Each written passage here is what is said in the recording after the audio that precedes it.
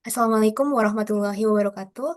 Selamat malam Bu Rati. Perkenalkan kami dari kelompok B Analisis Data Medis SDA 2 izin mempresentasikan analisis ketahanan hidup pada pasien primary biliary cirrhosis berdasarkan faktor klinis dan histopatologis menggunakan model proportional hazard. Dan anggota kelompok kami berjumlah 3 orang, yaitu saya sendiri Nabila Jasmine, kemudian Andi Rafi Fajarwali, dan juga Nisrina Hoirenisa. Nah, untuk urgensi dari penelitian kami yaitu bahwasannya PBC atau Primary Biliary Cirrhosis merupakan salah satu penyakit autoimun yang ditandai oleh destruksi saluran empedu intrahepatik. Nah, penyakit ini sering terjadi di Amerika Utara dan Eropa, dan sebuah fakta menyatakan bahwasannya terjadi peningkatan PBC di Asia Pasifik pada dekade terakhir.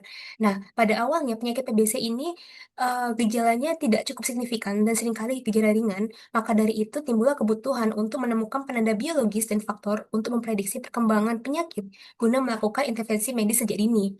Nah, berdasarkan latar belakang tersebut, penelitian ini bertujuan untuk menggunakan model proportional hazard yang telah disempurnakan atau distratifikasi dengan tujuan untuk membuat model prediksi yang lebih menyeluruh bagi pasien PBC.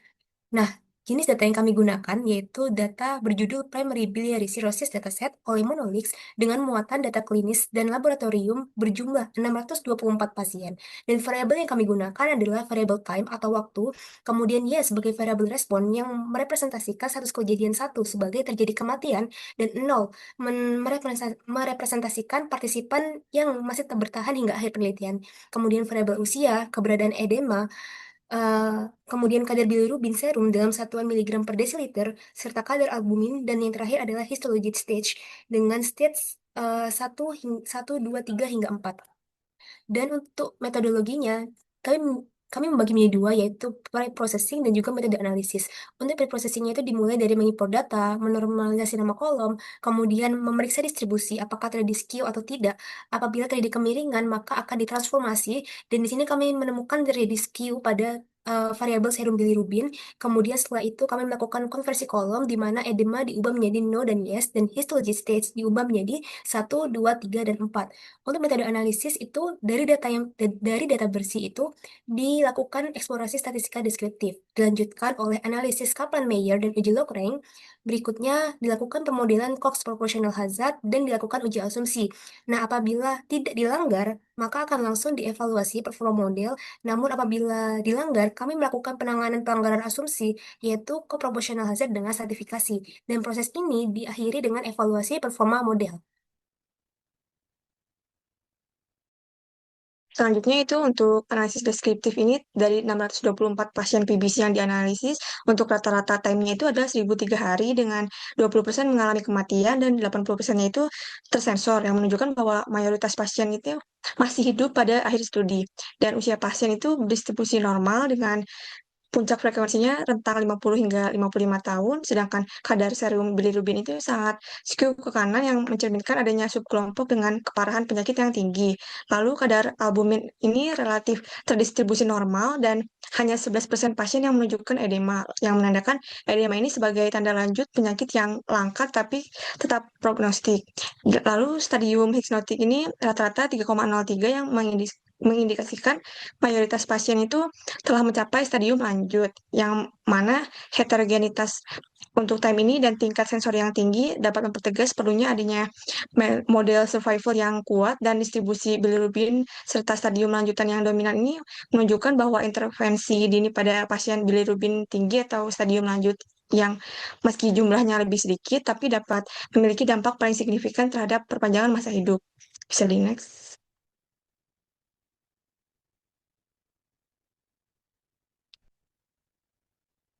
Untuk selanjutnya itu kami melakukan analisis Kaplan-Meier dan uji Lagrange untuk variabel kategorik. Yang pertama itu untuk variabel edema. Berdasarkan Kaplan-Meiernya sendiri, terlihat bahwa pasien PBC ini tanpa edema mempertahankan probabilitas survival di atas 0,8 hingga melewati 1000 hari. Sedangkan pasien dengan edema mengalami penurunan drastis itu hanya sekitar 0,2 hingga 0,3 pada 2000 hari, yang menandakan bahwa munculnya edema ini berkorelasi kuat dengan peningkatan cepat risiko kematian.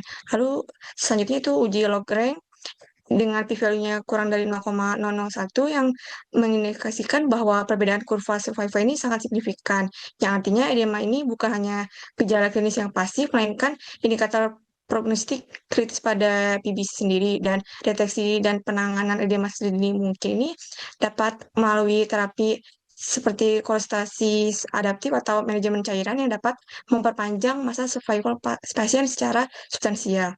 Bisa di next. Selanjutnya itu variabel kategorik yang kedua yaitu histologic stage.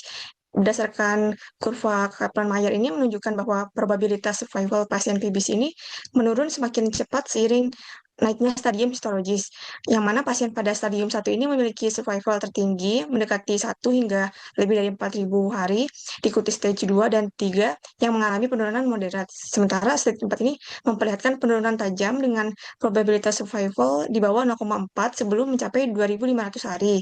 Lalu uji Lagrange dengan p-value kurang dari 0,001 yang mengindikasikan bahwa setiap kenaikan satu stadium histologis ini secara signifikan dapat meningkatkan hazard kematian, yang mana stadium histologis ini nggak hanya alat untuk klasifikasi mikroskopis, tapi dapat menjadi prediktor klinis utama yang intervensinya ini dapat menargetkan perlambatan progresi fibrosis sebelum mencapai stage 4, dapat secara substansial memperpanjang masa survival pasien.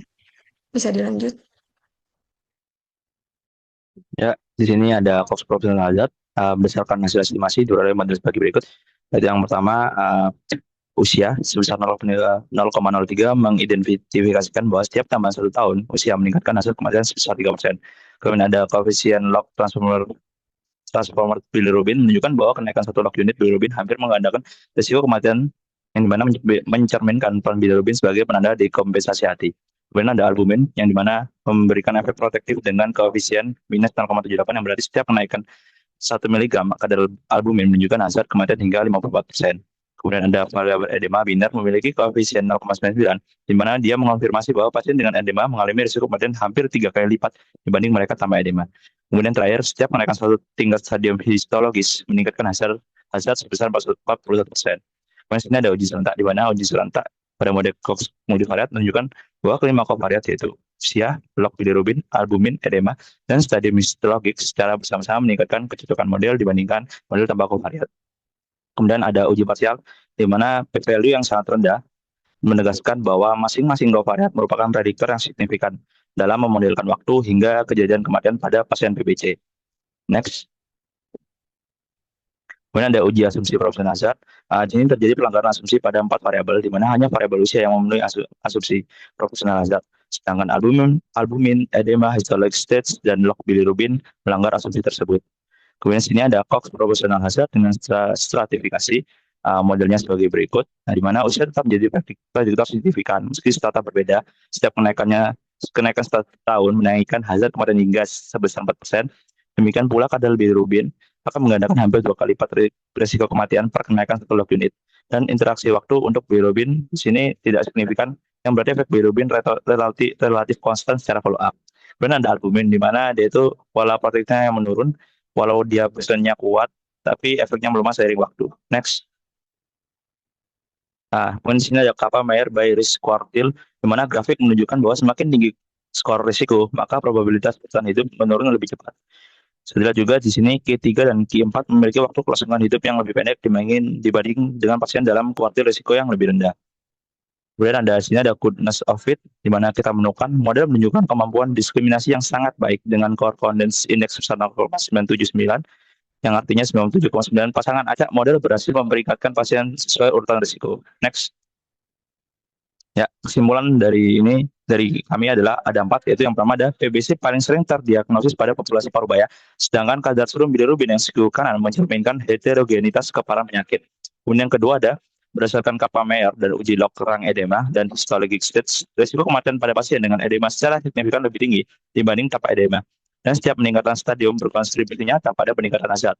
Kemudian yang ketiga, terjadi pelanggaran asumsi pada Cox proportional hazard, di mana hasil pengujian menggunakan stratifikasi menunjukkan bahwa usia tetap menjadi prediktor signifikan dan kadar bilirubin hampir menggandakan risiko kematian kenaikan 1 log unit. Namun efeknya relatif stabil sepanjang waktu. Sementara itu albumin memiliki efek protektif yang kuat di awal tapi menurun seiring waktunya berjalan.